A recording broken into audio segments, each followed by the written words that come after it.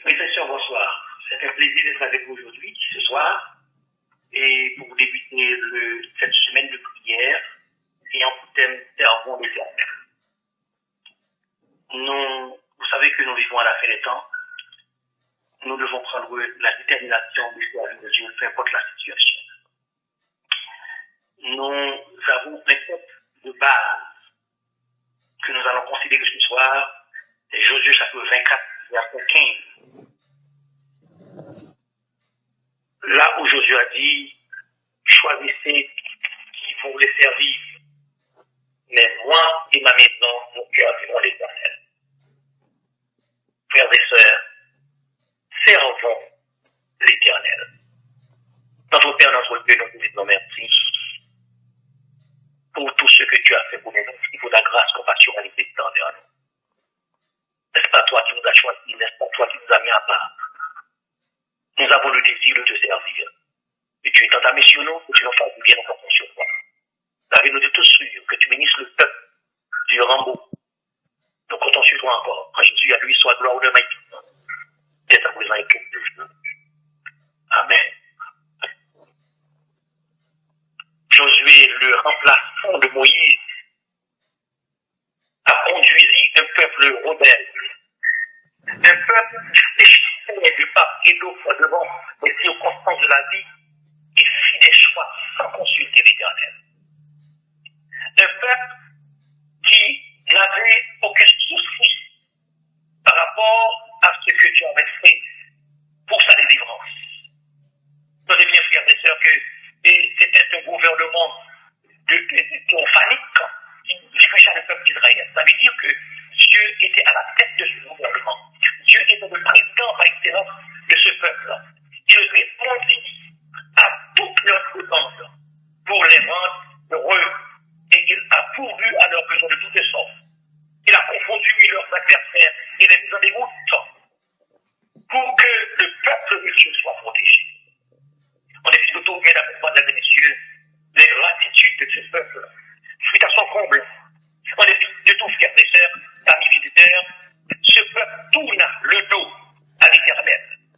Il compara leur ancienne vie de servitude sous la gouvernance égyptienne à celle menée dans la liberté, sous le contrôle systématique du Saint-Esprit. Certains abandonnèrent la foi et crourent en d'autres dieux et d'autres restèrent fidèles. On dit que par moments, le silence de Dieu apparaît évident. C'est à cette idée que Josué lui a dit, choisissez aujourd'hui qui vous voulez servir. Et moi et ma maison, nous servirons l'Éternel. Frères et sœurs, mesdames et messieurs, l'Éternel, servir l'Éternel, c'est un choix personnel. Dans la vie, tout le monde fait des choix au quotidien, soit pour le bien, soit pour le mal. C'est ce qui fait la différence entre l'homme et les animaux. Quand nous sommes dotés de cette capacité de choisir. Frères et sœurs, le mot d'ordre aujourd'hui, c'est de servir l'Éternel. Par conséquent, servons l'Éternel. Je ne saurais choisir d'autres temps que l'impératif présent pour m'adresser à vous. C'est tellement important, avantageux et intelligent. Disons, servons l'Éternel. Quoi qu'il en soit, c'est un choix unique et personnel.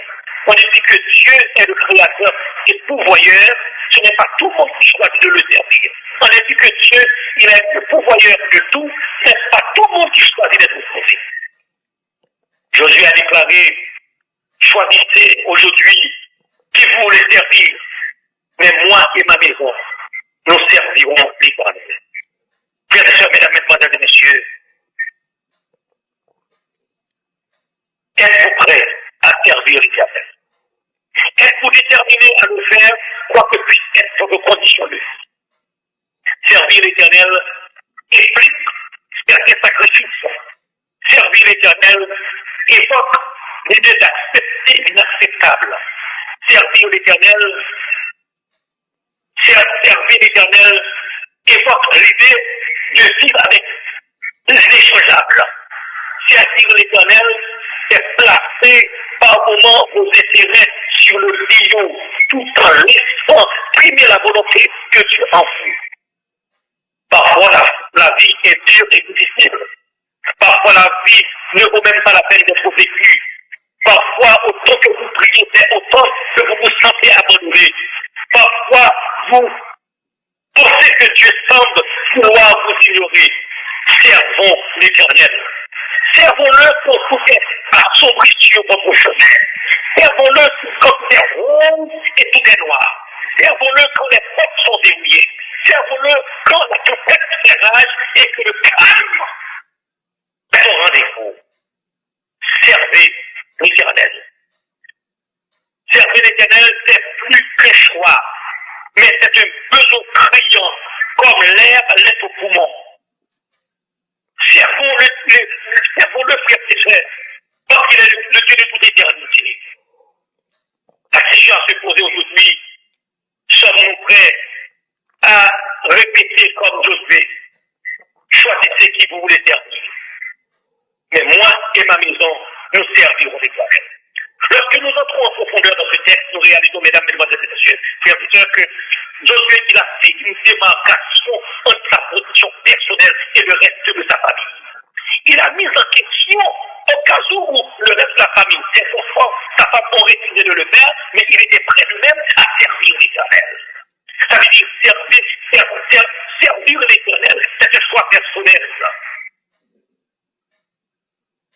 Comment Dieu est-il conçu dans votre foyer? Comment vous voyez Dieu au sein de la famille? Josué, il a fait l'étalage de la situation de son milieu ambiant. Il s'est retiré par sa famille. Mais vous et moi, comment voyons-nous Dieu au sein du foyer? Les enfants le respectent, le mari et la femme le donnent la priorité dans leur vie. Josué a dit, moi d'abord, et ma maison ensuite. On ne dit qu'il s'agit d'une famille.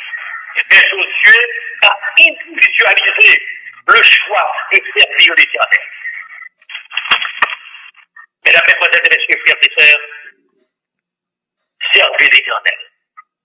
Servez l'Éternel quand le chemin est pavé de rouge. Servez l'Éternel quand les portes sont ouvertes. Servez l'Éternel quand la table est garnie.